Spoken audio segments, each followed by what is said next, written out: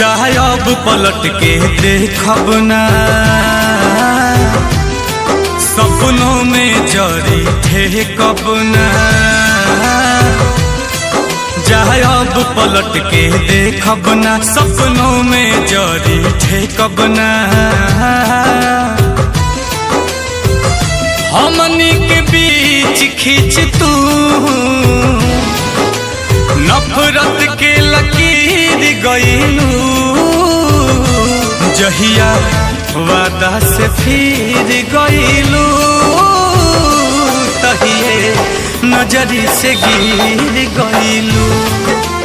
ओ जहिया वादा से फिर गईलू, तहिए नजरी से गिर गईलू।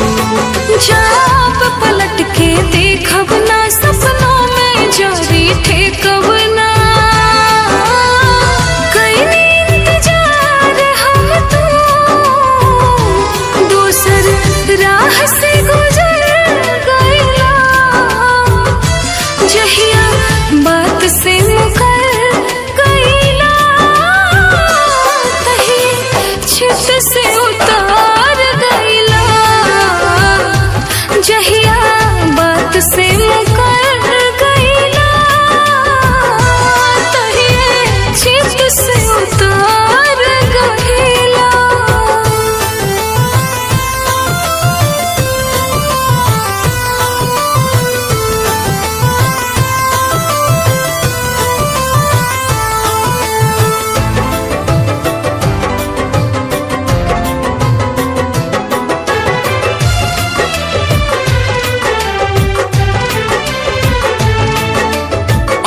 प्यार मोहब्बत से डरता ना हमारा बा, सब लोग बुरा लगे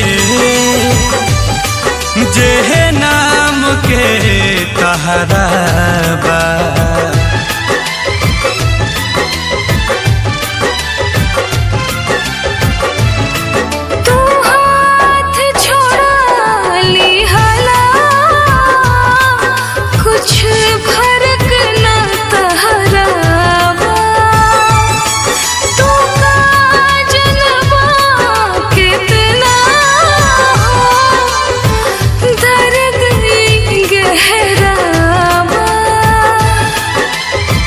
सुर बनल जाता,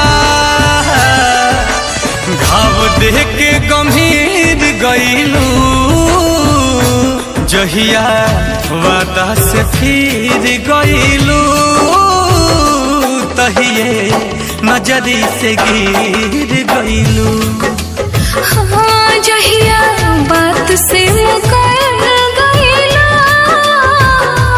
तही चित से उतार गईला।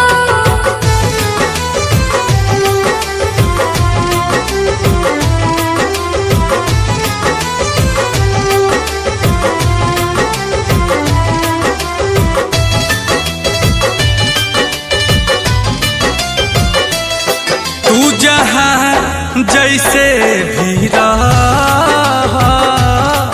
कवनो मतलब नहीं खे, हम महाल ले बानी,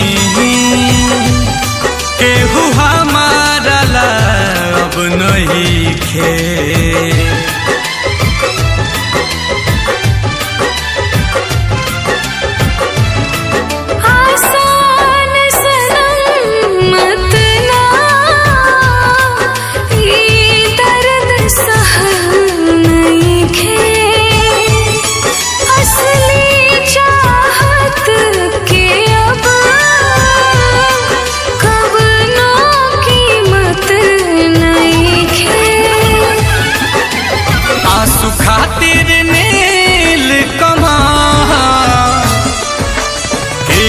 जबे के चीर गईलू,